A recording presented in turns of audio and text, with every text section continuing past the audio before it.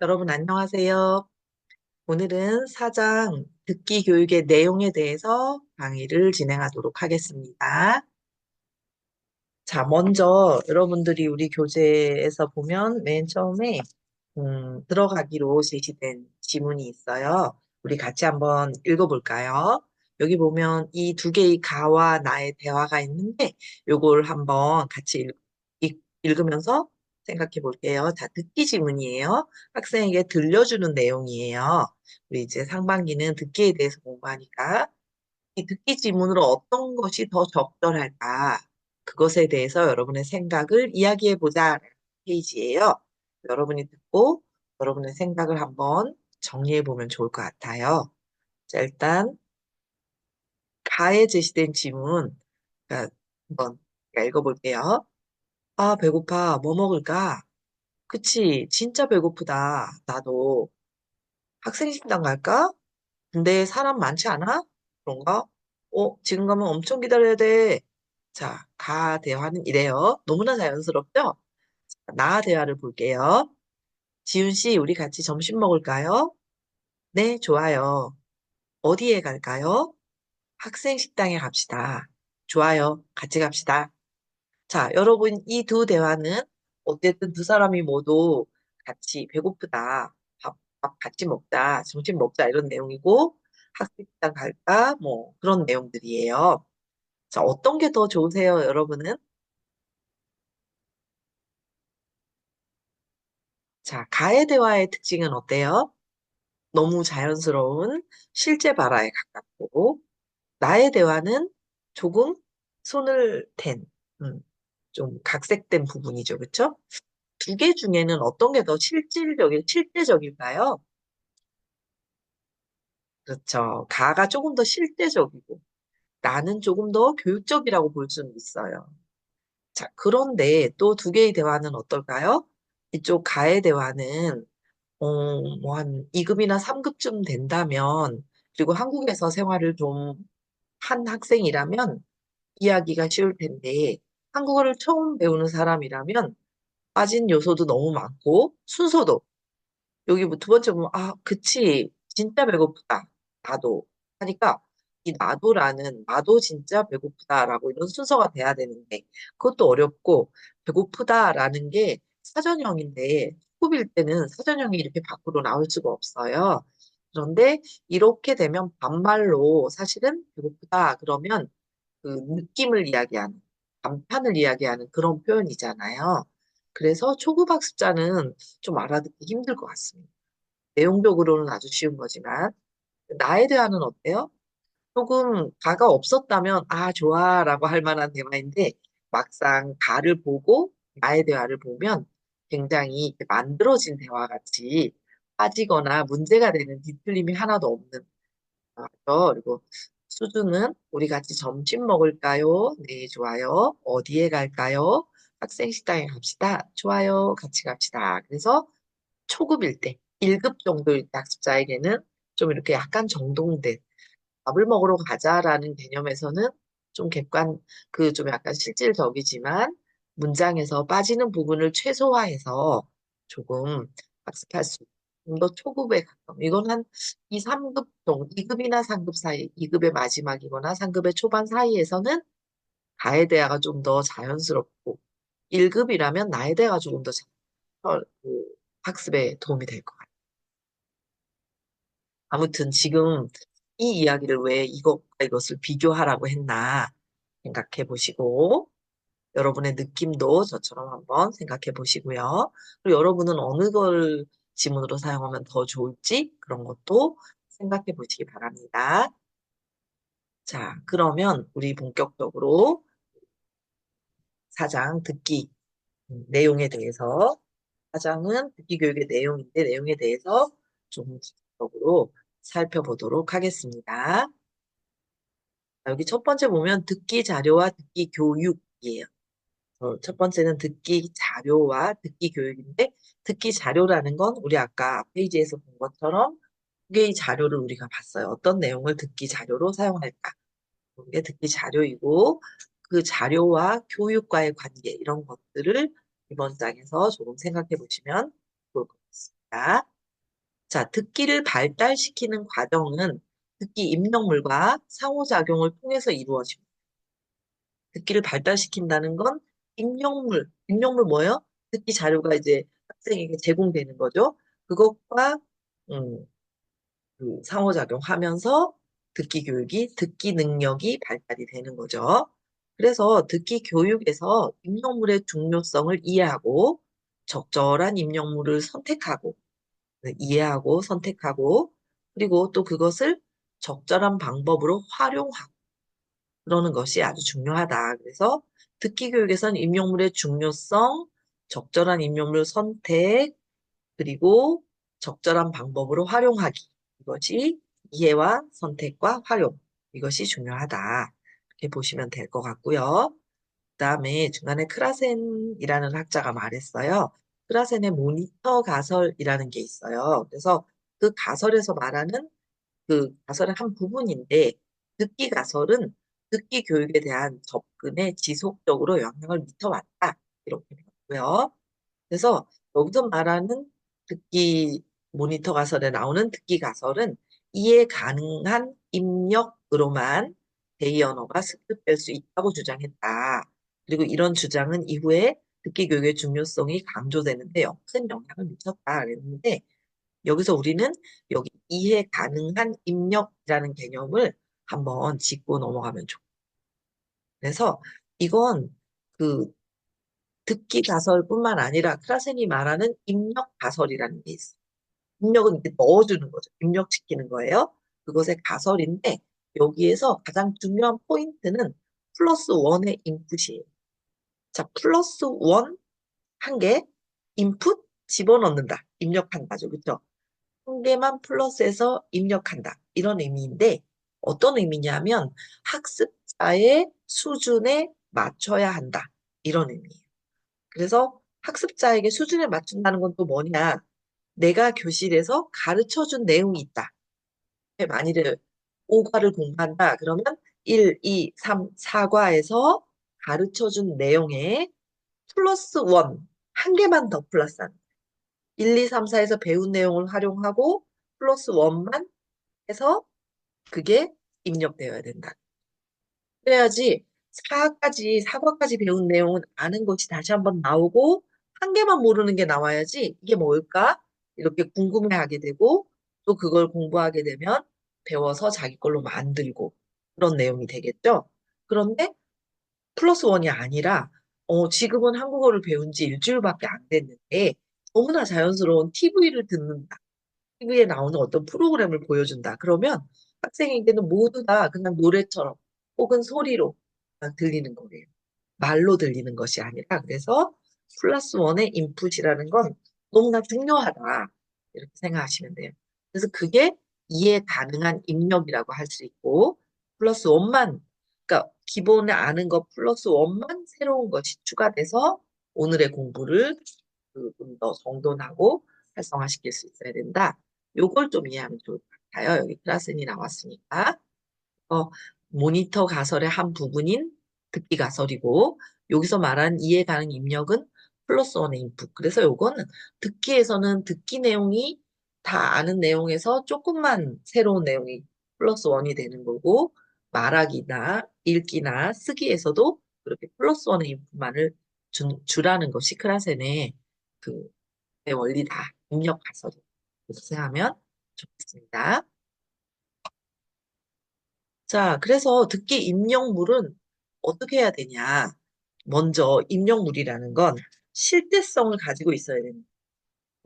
듣기 자료를 이해하려고 하는데 이 장에서는 듣기 자료를 이해할 때 듣기 입력물의 실제성이라는 파트가 있어요. 그래서 여기에선 듣기 입력물은 실제성을 갖춰야 한다.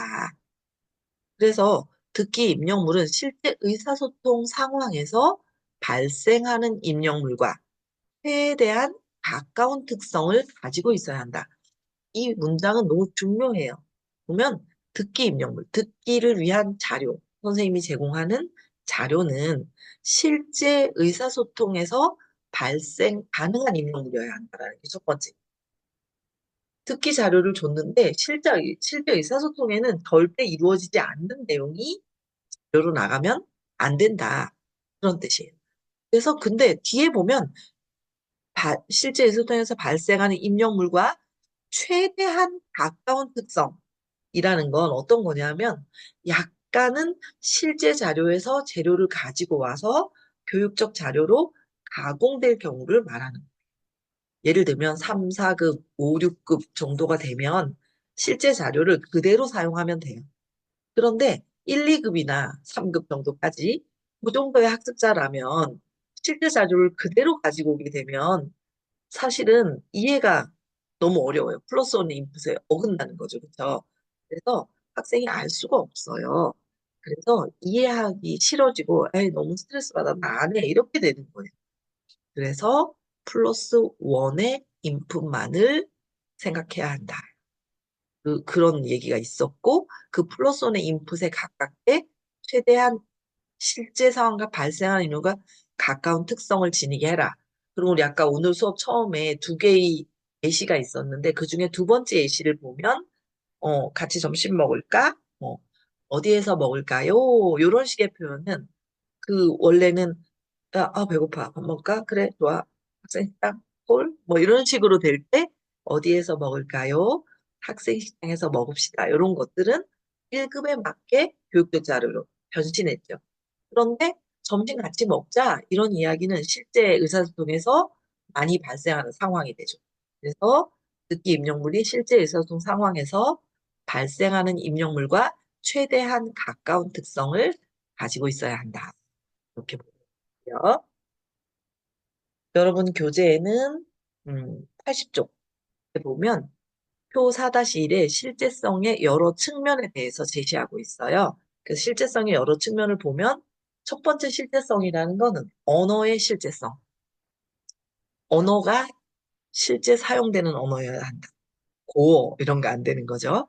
두 번째, 입력물로 사용되는 텍스트의 실제성. 그래서 언어도 실제성이 있어야 되고 그 사용된 텍스트도 성이 있어야 돼. 텍스트에 사용된 언어죠. 에 대한 학습자의 해석의 실제성. 학습자가 이해 가능해야 되니까 이해하고 이게 무슨 뜻이다라고 해석하는 그것의 실제성. 과제의 실제성. 이건 뭐냐? 뭐 여기서 말하는 과제는 뭐 주문하기라든지 뭐 그런 것들이 과제예요. 그런 과제의 실제성. 언어 학습으로 이끄는 과제의 실제성. 상황의 실제성. 일어날 만한 상황이어야 된다. 언어 교실의 실제 사회적 상황의 실제성. 언어 교실에서 실제 사회적 상황과 연결고리가 이루어질 수 있도록 불러 가져올 수 있어야 한다.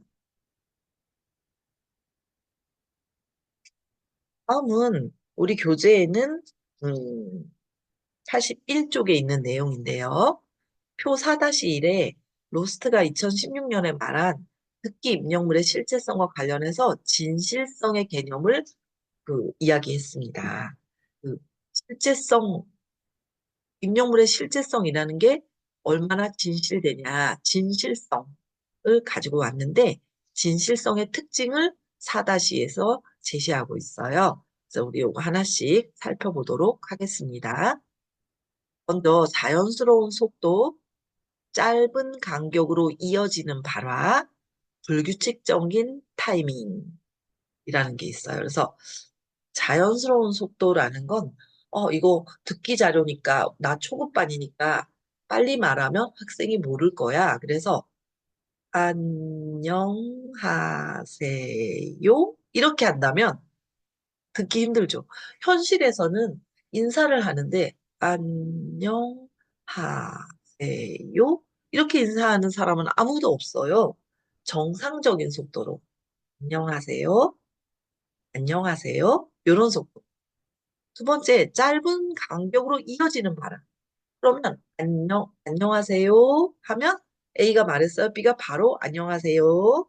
이름이 뭐예요? 저는 유소영이에요. 이렇게 딱딱딱 짧게 짧게 이어져야 된다는 거죠. 발음. 안녕하세요 했는데 안 이어지고 끝 해도 안 되고 이름이 뭐예요? 했는데 아무 말도 없어도 안 되고 그런 거다. 불규칙적인 타이밍도 실제 대화라는 건 타이밍이 조금 다르게 돼요. 정확하지 않을 수도 있다는 거죠. 그다음 자연스러운 의문 현상, 자연스러운 휴지와 억양, 축약, 동화, 탈락의 사용. 그래서 의문이 변한 것도 자연스럽고 휴지와 억양, 휴지는 쉬는 곳이죠. 쉬는 것과 억양, 억양구 있었죠. 우리 지난 시간에. 그런 억양, 축약, 동화, 탈락. 의문동화 이런 걸 말해요. 이 동화는 탈락 이런 것들의 사용, 뭐 히읗 이런 것. 그다음 구어 담화를 계획하는 동안 단기 기억의 한계로 인해 나타나는 고빈도 어휘. 이건 뭐냐 하면 이야기하다가 잊어버리거나 못 들었거나 다시 들려주기 위해서 반복되는 그런 자주 나타나는 어휘들 이런 걸 말해요.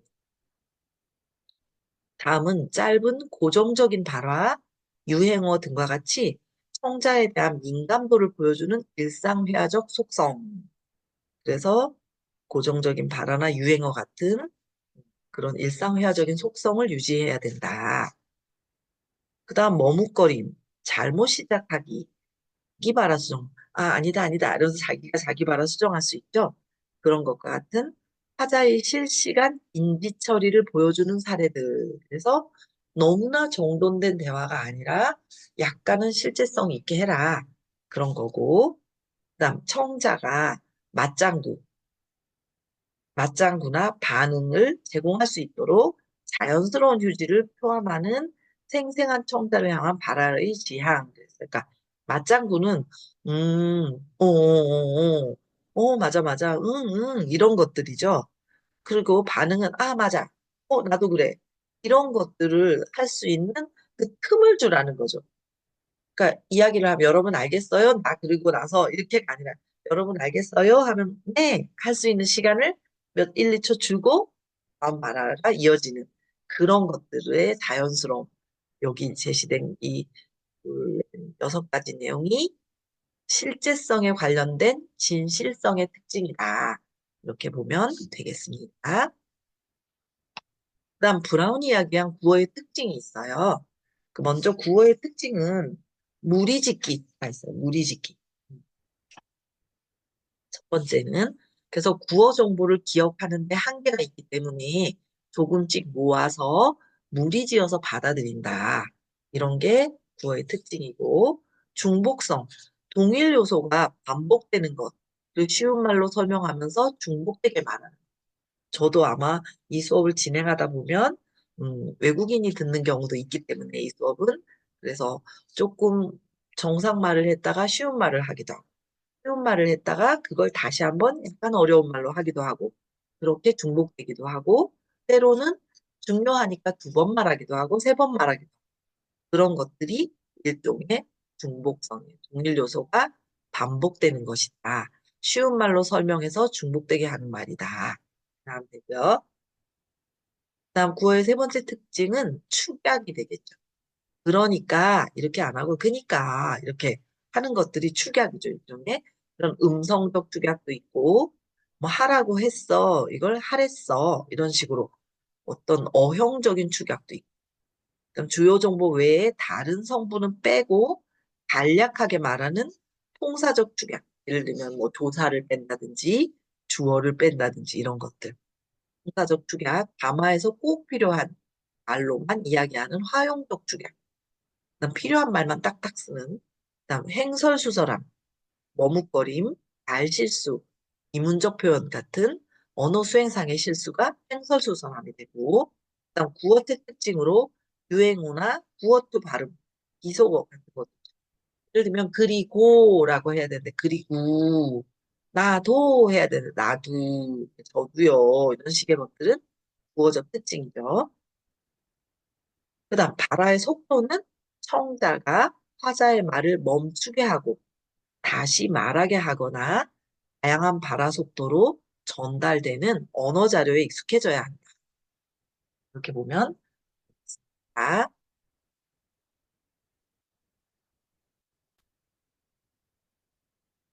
네, 우리 발화 속도 다시 말씀드릴게요. 발화 속도는 말을 하는 속도예요. 그래서 청자가 하자의 말을 멈추게 하고 다시 말하게 하거나 다양한 발화 속도로 전달되는 언어 자료 익숙해져야 한다. 조금 빨리 말하는 것도 익숙해져야 되고, 조금 천천히 말하는 것도 익숙해져야 한다.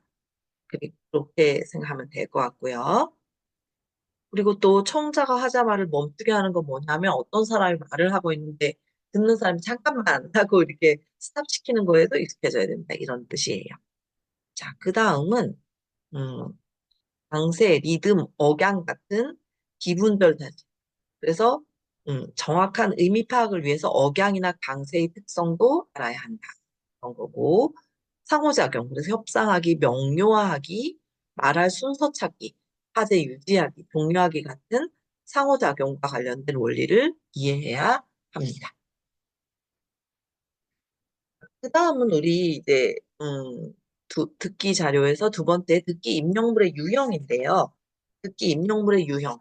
입력물은 듣기로 들어가는 듣게 해주는 자료, 텍스트 그런 것의 유형을 말해요. 그래서 의사소통 상황에 따른 아마의 특성을 반영해서 다양하게 구성할 필요가 있다. 그러니까 항상 똑같은 것만 뭐 대화만 들려준다든지, 아니면 뭐 자기소개만 들려준다든지 그런 게 아니라 다양한 특성을 반영하는 해서 의사소통 다마 특성을 반영해서 다양하게 구성해야 한다. 첫 번째는 그 임용물 유형 중에 화제에 따른 것인데요. 화제는 구어 담아가 담고 있는 화제나 소재를 가리키는 것. 그래서 우리 여기는 요거는 우리 교재에 84쪽에 있는 내용인데요. 84쪽에 대통령하고 표준 모형에서 제시하는 화제의 동류예요. 그래서 보면 개인 신상, 주거와 환경 이렇게 쫙 여러 가지 분야가 있어요. 근데 먼저 개인 신상은 그 내용 항목에서 이름이나 전화번호, 가족, 여기 두 번 있네. 고향, 성격, 외모, 결혼, 뭐 직업 이런 것들이 그리고 종교도 개인 신상에 들어가.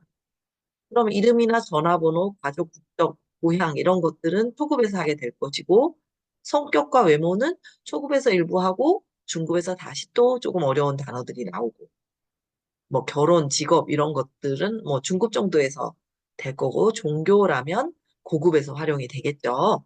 어쨌든 개인상에 이런 내용들이 들어가게 되고요. 그리고 주거와 환경에서는 장소, 숙소, 방, 가구, 침구, 주거비, 생활 편의시설, 지역 지리, 동식물 이런 것들이 여기에 들어가게 됩니다. 그다음 일상생활에서는 가정생활과 학교생활이 해당이 되겠습니다. 다음은 쇼핑이라는 주제 화제가 있는데 쇼핑에서는 쇼핑의 시설이나 식품, 의복, 가정용품 가격 이런 게 들어가게 되고 식음료에는 음식과 음료, 식음료니까 배달, 외식 이런 식의 문화적인 것도 들어가게 되고 공공 서비스는 우편, 뭐 은행, 병원, 약국, 경찰 이런 게 나오고 여가와 오락은 휴일, 취미, 뭐 TV, 영화, 공연 뭐 박물관, 전시, 독서, 스포츠 이런 게 들어가게 될 거고요. 일과 직업에서는 직장 생활, 업무, 취업 이런 게 있습니다. 대인 관계에서는 친구와 동료, 선후배의 관계, 그다음 초대하는 그런 이야기, 방문, 편지, 모임 이런 내용들을 다루게 됩니다. 그다음 건강에서는 신체, 위생, 질병, 치료, 보험까지 다루고 그다음 기후는 날씨나 계절들을 다루게 되고 여행은 관광지나 일정, 그다음 짐에 관한 것, 숙소에 관한 것, 뭐 교통편 이런 것들도 들어가고 교통의 경우는 다시 교통으로 또 빠져서 위치나 거리, 길, 교통수단, 운송, 택배 이런 게 들어가요. 여행에서 나온다면 어떤 교통수단을 이용하느냐라면 교통에서는 이런 실제 교통수단이나 운송, 택배 이런 게 교육에서는 학교 교육, 교과목, 진로 이런 게 들어가고 사회에서는 정치, 경제, 범죄, 제도, 여론, 국제관계 그다음에 예술은 문학, 음악, 미술 전문 분야는 언어학, 과학, 심리학, 철학 이런 내용들이 들을 다루게 됩니다.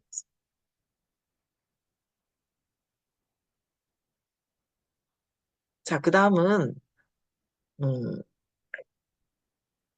그 일상 대화 말뭉치에 나온 수집 대화별로 정리한 것이 우리 교재에는 85개 있습니다. 그래서 대주제와 세부주제로 또 일상대화 말뭉치에서 나온 그룹들을 조금 전에는 국제통용 표준 모형에서 제시하는 그런 거였다면 일상대화 말뭉치를 통해서 그룹핑을 했을 때는 다음 표 4-4와 같습니다. 그래서 이 표들을 잘 이해하고 여러분들이 알고 있어야 됩니다. 그래서 대주제가 스포츠나 레저라는 그 대주제로는 종목, 뭐 스포츠의 종목, 운동 선수, 올림픽, 경기 관람 같은 게 있고 여행지는 장소로는 나라나 지역, 그리고 관광 명소, 여행 계획, 경험 같은 것들을 다룰 수 있습니다. 그다음 계절과 날씨는 이렇게 봄, 여름, 가을, 겨울, 그리고 뭐 추억 이런 것도 들어가고요. 회사와 학교는 재직 혹은 재학 중인 곳, 학창 시절, 동창, 선생님, 친구, 뭐 동아리 그런 것들을 다루게 되겠고요. 먹거리에서는 음식이나 맛집, 요리법, 요리사, 방송 연예에는 드라마, 연예인, 프로그램, 이슈들, 그다음 영화는 영화인, 영화관, 영화제, 영화의 장르 이런 다양한 것들을 다룰 수 있겠습니다. 건강과 다이어트는 질병, 약, 건강 보조제, 건강 관리, 약물의 부작용 등 뭐 치료의 부작용 이런 걸 다룰 수 있고 선물에서는 추억, 종류, 이벤트, 핸드메이드 뭐 이런 것들을 다루고 꿈 혹은 목표 이런 거에서는 과거에 뭐 지금 그다음 장래희망 이런 거 있고 연애 결혼에서는 이상형, 데이트, 배우자, 연애관, 자녀 같은 걸 다룹니다. 반려동물에서는 반려동물과의 추억, 반려동물의 종류, 동물의 이름, 질병 같은 걸 다룰 수 있습니다. 아르바이트는 아르바이트의 종류, 뭐 추천하는 아르바이트, 아르바이트 경험 이런 내용들을 다룰 수 있겠고 성격을 말할 때는 혈액형, 뭐 다혈질, 뭐 소심함 이런 게 나누고 뭐 요즘 유행하는 MBTI나 뭐 이런 것들에 나오는 다양한 특징들이 다룰 수 있고 가족은 가족관계나 형제, 자매 이런 것들을 다루게 되겠습니다. 그다음에 듣기 입력물 유형에서 두 번째는 담화 관계입니다. 그래서 우리 85쪽부터 기술되어 있는데요. 담화 관계는 구어로 하는 상호작용에 참여하는 화자와 청자 사이의 관계로 친소 관계, 사회적 지위에 따른 관계 같은 것을 포함합니다. 한국어의 경우는 다만 참여자의 관계에 따라 상대 높이법의 화계가 발달되어 있는 언어죠. 동방예의지국이니까. 호칭의 종류, 이것도 외국인에게 너무나 어려운 거예요. 예를 들면 외국은 얘가족 이외에는 그냥 다 아저씨, 아줌마, 뭐 친구 이름 부르고 이렇게 하잖아요. 한국어는 아주 세밀하게 호칭이 발달되어 있는 언어죠. 그래서 이런 호칭에 대해서 좀 어려움을 겪고 있기 때문에 이런 것, 그리고 이런 그 어휘나 문법들이 달라진다. 호칭에 따라서 혹은 그 지위, 상하관계, 높임법에 따라서 달라지게 된다. 이런 것들과 듣기교육 임용물에 이러한 내용들의 담화관계에 따른 언어적 특성을 반영해야 한다. 그래서 전해진 2017에서는 관계나 지위 친밀도를 세 가지 친밀도, 관계, 지위, 친밀도 이 세 가지 요소를 상위 기준으로 제시하고 거기에 따르는 하위 기준을 여기 아래 표 4-5처럼 제시하고 있습니다. 그래서 첫 번째 요소인 관계에서는 두 화자가 담화 참여자가 공적인 관계이냐 사적인 관계이냐에 따라서 나라의 그 언어적 특징이 달라지겠죠.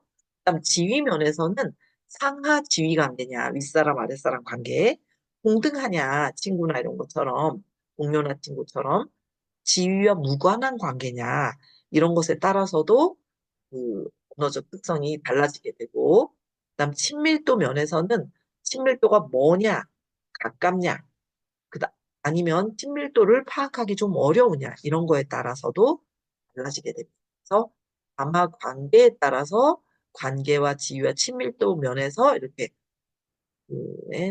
여덟 가지로 나누어서 제시하고 있습니다. 다음 세 번째는 담화 기능으로 나누어 본 것인데요. 담화 기능은 담화가 수행되는 목적과 관계가 있습니다. 담화 기능으로는 여기 우리 교재에는 86쪽에서 7쪽까지 이어지면서 이 두 개의 표로 제시되어 있는데 상호작용의 틀을 먼저 제시했어요.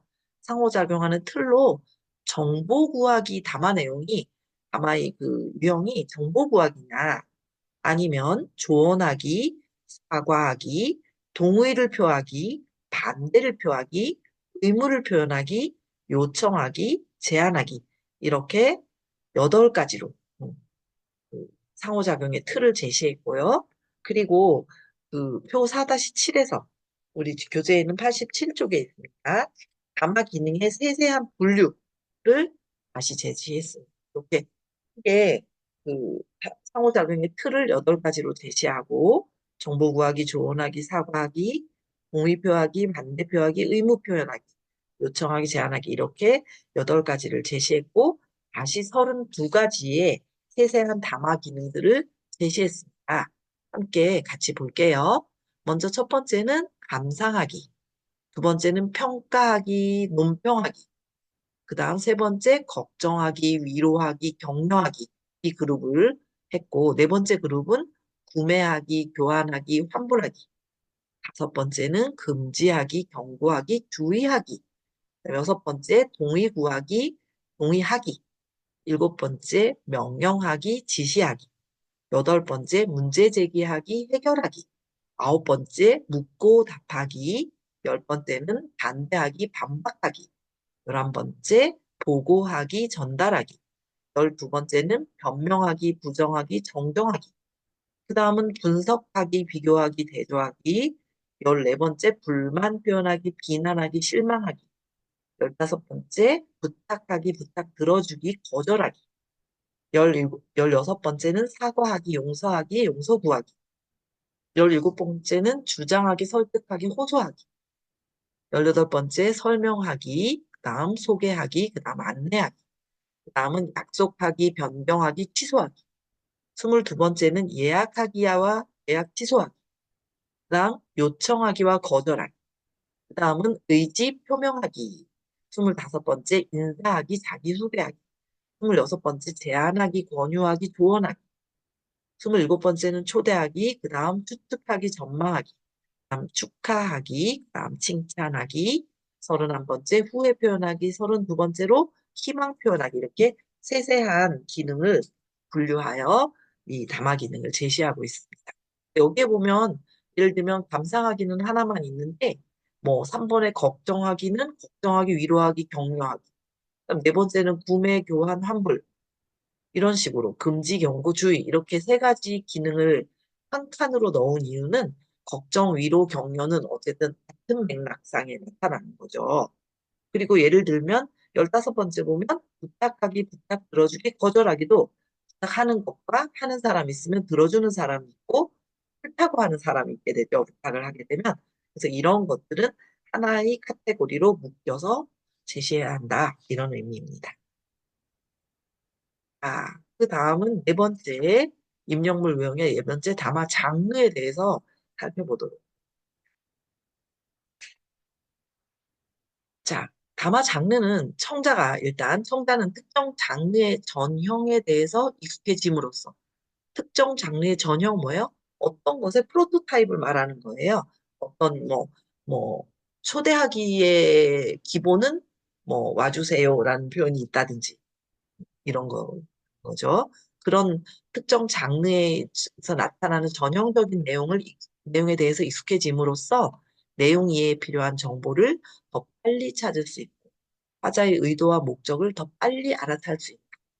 예를 들면 아까 조금 전에 제가 뭐 초대할 때 우리 집에 이번 주 토요일에 생일 파티에 와주세요 이런 게 있다면 토론할 때는 뭐 찬성합니다, 동의합니다, 뭐 어떻게 생각하세요? 이런 식의 표현들을 먼저 알고 있으면 토론하는 내용을 더 쉽게 이해할 수가 있겠죠. 그런 의미요.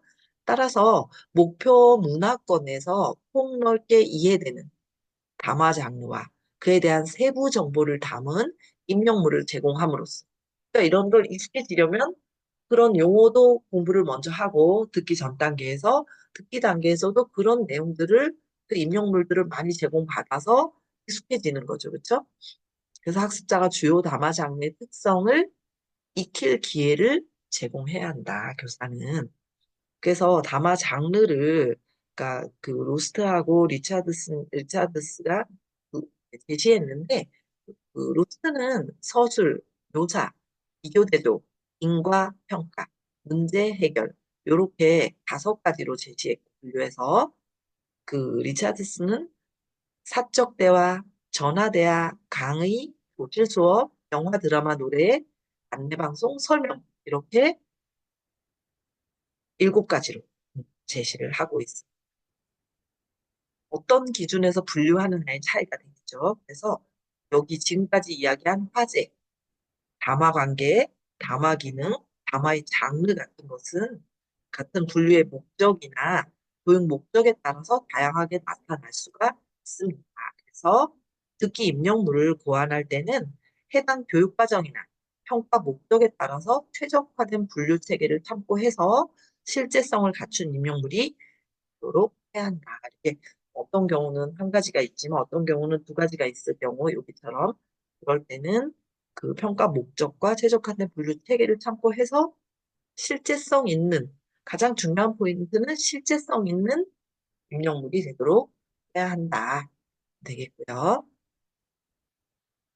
그다음 크게 3번째로는 듣기 교육의 내용인데요. 내용에서는 언어적 요소, 메시지, 듣기 전략, 담화 장르 지식 이렇게 4가지로 제시하고 있습니다. 그래서 이 4가지를 하나씩 천천히 살펴보겠습니다. 먼저 언어적인 요소는 듣기 교육의 내용에는 언어적 요소에 대한 교육 내용이 포함되어야 한다.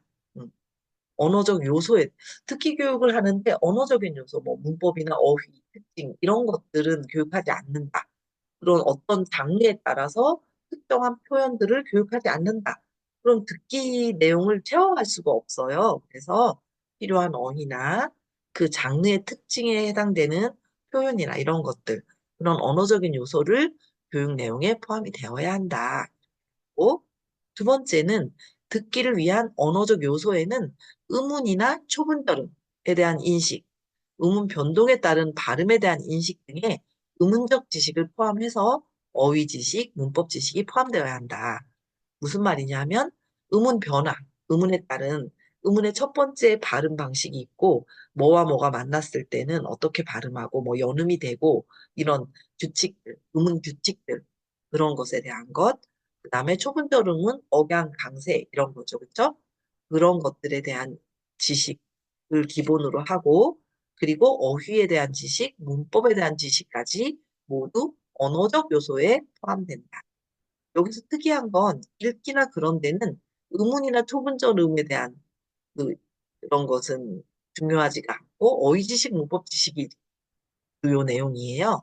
근데 듣기, 말하기에서는 의문 현상, 뭐 의문 변동, 초분절음 이런 것들도 기본적인 언어 지식의 언어 요소에 속한다. 이런 게 하나의 특징이라고 하겠습니다. 자, 2번째는 메시지인데요. 여러분 교재에는 90쪽에 나와 있습니다. 메시지인데 듣기 입력물이 담고 있는 메시지를 올바르게 이해하기 위해서 해당 입력물의 소재나 화제 같은 관련된 배경 지식을 활성화하는 것이 큰 도움이 된다. 메시지와 관련된 배경 지식을 활성화해야 한다. 특히 한국 문화적 특성, 그런 것들이 강하게 드러나는 화제의 경우는 학습자의 문화권에 따라 내용 이해에 방해가 되는 요소들이 있기 때문에 이런 경우는 상호 문화적인 관점에 입각해서 문화교육이 선행돼야 할 경우도 있다. 예를 들면 뭐 인사학인데 한국 사람들은 고개를 숙여서 인사하고 또 어떤 나라는 이렇게 인사하면 된다. 그럴 때 한국에서는 어른에게 뭐 손을 앞으로 모으고 이렇게 15도 정도 숙여서 인사한다. 그런 것들도 안내해 주면 좋겠죠. 그런 인사하는 방법에 대한 문화적 차이 그런 것들을 말하는 겁니다.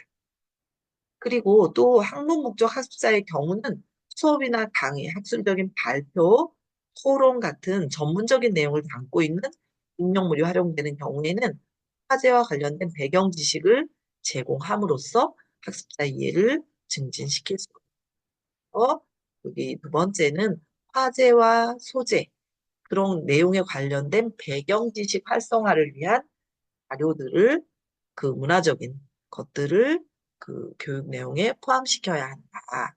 이 교육 내용에 포함시켜야 한다.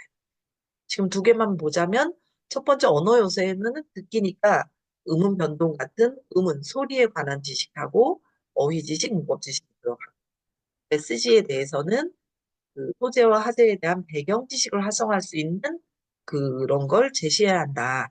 내용적으로 보자면 한국 문화의 특성이 드러나는 화제는 문화적 특성을 먼저 교육한다든지, 그 다음에 성우문화적인 관점에서 학습자의 그 모호 환경과 한국이 좀 다른 어떤 문화적인 요소가 있다면 그런 것도 먼저 알려줘서 학습자가 배경 지식을 활성화하는 데 도움을 줘야 한다. 그런 내용이고요. 세 번째는 듣기의 전략입니다. 이것도 마찬가지로 90쪽에 있는 내용이고요. 듣기 전략은 이해 처리 과정을 동반하는 의사소통 기술입니다. 이해 처리 과정, 상향식, 하향식, 상호작용식 공부했죠? 이과에서 공부했어요. 그 이해 처리 과정을 동반하는 의사소통 기술이기 때문에 효과적인 이해 처리를 위해서 다양한 듣기 전략이 음, 도움이 된다. 그다음에 문제 상황을 효과적으로 해결하는 데 활용할 수 있는 다양한 듣기 전략을 명시적으로 제시하고 훈련 기회를 제공받아야 한다. 이렇게 보아야 할.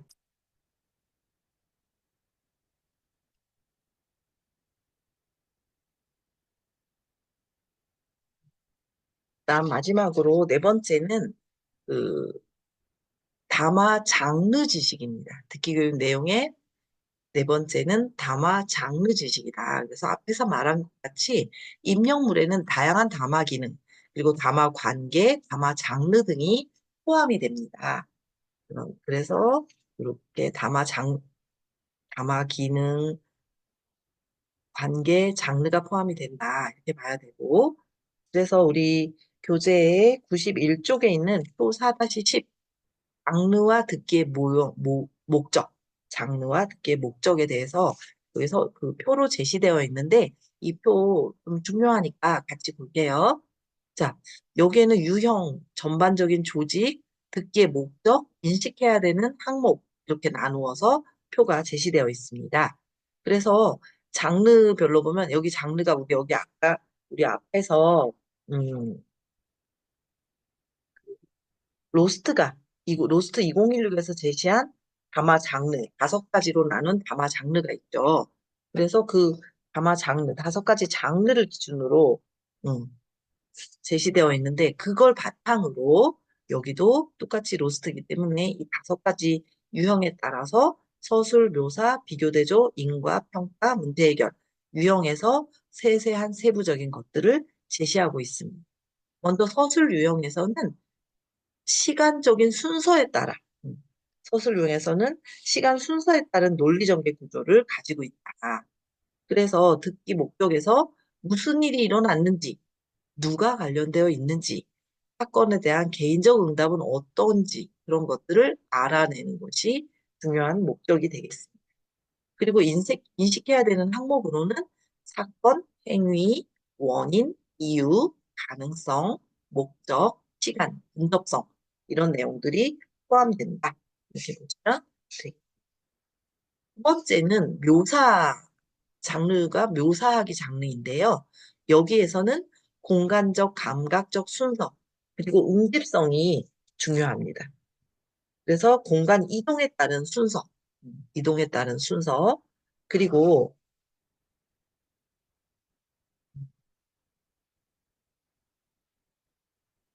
미안해요. 그 공간적, 감각적, 공간 이동에 따른 순서, 그리고 감각에 따른 순서, 이런 것들이 그 중요한 전반적인 조직이 되겠고, 그리고 응집성, 얼마나 잘 결속이 되어 있느냐, 이런 것들이 중요합니다. 그래서 이때 묘사하기의 듣기 목적은 대상이 어떻게 보이는가, 묘사니까. 이렇게 이렇게 생겼고, 저렇게 저렇게 생겼고, 이런 거죠. 그래서 어떻게 보이는지, 그리고 어떻게 들리는지, 혹은 어떻게 느껴지는지 경험하는 것을 목적으로 합니다. 그래서 인식해야 되는 항목은 대상이 누구냐, 어떤 상황이냐, 어떤 상태냐, 어떤 속성을 가지고 있느냐, 대상, 상황, 상태, 속성에 대해서 제시하고 있어야 합니다. 그 다음, 대조하기의 경우는 대응구조, 그 듣기 담화의 대응구조라든지 단일 결론 도출 이런 것들이 여기에 해당이 되겠고 두 가지가 어떤 측면에서 비슷하거나 혹은 어떤 측면에서 다른지를 발견하는 것이 듣기의 가장 기본적인 목적이 될 수 있습니다. 그래서 인식해야 하는 항목에서 사례, 세부 특징, 동등성 이런 것들이 이런 것들을 인식하면서 대화를 들으면 되겠습니다. 그다음 네 번째는 인과 평가하기. 이거는 3단 논법, 논리적인 설명으로 조직되어 있고 여기에서는 원인과 결과를 이해하는 것이 듣기의 목적이 되겠습니다. 가치나 유의미함, 근거 이런 것들을 인식하면서 원인과 결과를 이해해 가는 것이 목적이다. 보면 되겠고요. 마지막으로 문제 해결 유형에서는 문제, 제한, 효과에 같은 것들로 구성이 되어 있고 담화가 여기에서는 제시된 해결책의 효과에 대한 이론을 생성하는 것을 듣기의 목적으로 보시면 되겠습니다. 그래서 인지와 의지 같은 걸 인식하면서 그 제시된 해결책의 효과에 대해서 그런 이론들을 생성해 가면 이렇게 해서 우리 듣기 교육, 이번 사장의 듣기 교육의 내용은 모두 끝났는데요. 그럼 마지막으로 우리 교재 93쪽에 있는 내용입니다. 여기에 보면 64의 토픽에 제시됐던 토픽 2 듣기 출제된 듣기 문제의 한 문제의 지문이에요. 그래서 이 입력물의 유형을 다양한 기준에 따라 분석을 해보자. 자, 첫 번째 지문은 남자랑 여자가 대화하고 있어요. 볼까요? 여보세요. 제가 운전면허증을 잃어버려서 다시 발급을 받고 싶은데요. 어떻게 하면 되나요? 운전면허 시험장으로 오시면 당일에 받을 수 있습니다. 오실 때 신분증을 꼭 챙겨 오셔야 하고요. 인터넷으로는 신청이 안 되나요? 인터넷으로도 가능합니다. 신청하실 때 가까운 경찰서를 지정해서 면허증을 받으시면 돼요. 그런데 시간은 2주 정도 걸립니다. 그랬어요. 자, 이때 여기는 화제는 뭘까요? 음, 운전면허 시험장에 대한 얘기였어요. 우리가 이제 화제에 대해서 입력물 유형에서 음, 그 표준 그 모형에서 제시한 화제에서는 뭐가 돼요? 이게 운전면허증 발급에 대한 내용이에요. 이런 거는 일종의 공공 서비스 이런 것들 되지 않을까요? 그쵸? 그런 게 될 것 같고요. 담화 관계는 어때요? 담화 관계에서는 음, 근데 여기에서는 친소 관계, 사회적 지위에 따른 관계 막 이런 것들이 있었어요. 그래서 여기에서는 공적인 관계가 될 거고, 그쵸? 공적 관계가 되죠. 뭐, 지위는 사실은 무관한 공적 관계가 되겠고, 그다음 담화 기능 면에서는 어때요? 정보 구하기, 뭐, 조언하기, 사과하기, 동의하기, 뭐, 이런 내용들이 있었는데, 여기에서는 뭐예요? 정보 구하기가 되겠죠? 어떻게 하면 받을 수 있냐라는 정보를 공공기관에 전화했으니까요. 아마 장르는 어때요? 장르는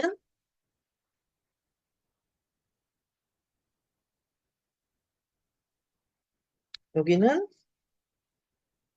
전화 대화로 볼 수 있고, 그 다음에 방금 전에 했던 그 로스트의 그 아마 장르 기준에서 보자면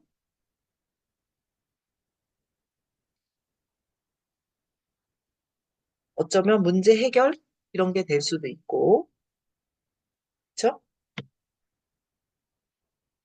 이렇게 보면 될 것 같습니다. 자, 우리 두 번째, 여러분도 한번 좀 더 제가 이렇게 지금 이야기한 즉흥적인 내용 말고 여러분이 조금 더 생각하면서 요건 한번 풀어보세요. 자, 두 번째 지문은 남자가 말했어요. 같이 읽어요. 새끼 상어가 꼬물꼬물 헤엄을 치는 이 작은 공간은 어미 황갈색 수염 상어의 자궁 속이다. 새끼 황갈색 수염 상어는 인간과 마찬가지로 이곳에서 약 10개월을 보낸다. 그런데 영양분을 공급받아야 할 탯줄이 보이지 않는다. 어떻게 영양분을 섭취하는 걸까? 어미상어는 수정이 되지 않은 수십 개의 무정란을 자궁 속에 가지고 있다. 탯줄이 없어 움직임이 자유로운 새끼상어는 이 알들을 찾아다니며 먹는다. 어미상어 뱃속에서부터 헤엄치는 법과 먹이를 찾는 법을 함께 익히고 있는 셈이다. 세상을 살아갈 만반의 준비를 모두 마친 후 마침내 새끼상어는 자궁 밖으로 나온다. 자, 요거는 남자의 목소리로 됐지만 대화는 아니죠. 그쵸? 그래서 요거는 어떤 그 내용일까? 여러분들이 이번 우리 장에서 공부했던 2.2점. 읽기 유형에서는 화제는 뭐가 돼요? 여기에서는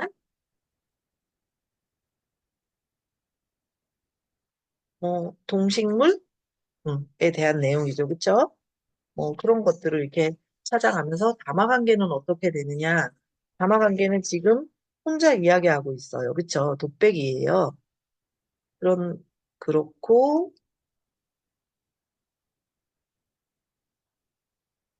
그러면 여기는 좀 사적 관계라기보다는 공적 관계도 하겠네? 어쨌든 혼자만의 이야기고, 기능은 무엇인지, 장르는 무엇인지.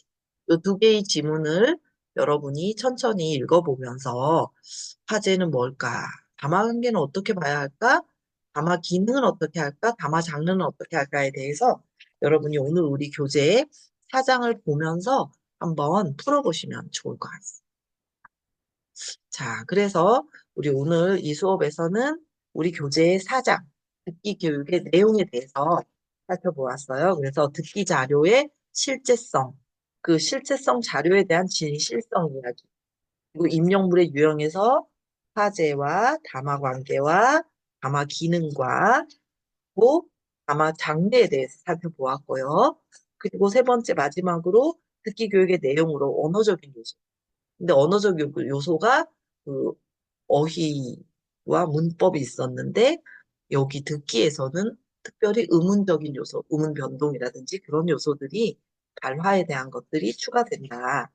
그런 것과 메시지는 어떤 것에 대한 그 배경 지식을 활성화시키는 화제나 소재에 대한 배경 지식을 문화적인 요소 같은 것 활성화시키는 그런 것들이 있었고 세 번째로 듣기 전략에 대해서 또 이야기했어요. 그래서 그 전략은 우리 지난 2과에서 공부했던 이해처리 과정 그런 전략들을 어떻게 활용할 것인가 그런 것과 마지막으로 아마 장르 지식에 대해서 그 서술, 묘사, 비교, 대조, 인과평가, 문제 해결에 따른 전반적인 듣기 목 같은 것들을 함께 살펴봤습니다. 여러분들이 마지막에 나왔던 바로 앞 페이지에 여기 나왔던 이 두 가지를 여러분들이 천천히 생각하면서 이 장에서 공부한 화제, 담화관계, 담화기능, 담화장르에 대해서 한번 음, 천천히 생각하면서 풀어보시면 좋을 것 같습니다. 자, 오늘 수업은 여기에서 마치겠습니다. 여러분 수고하셨습니다. 감사합니다.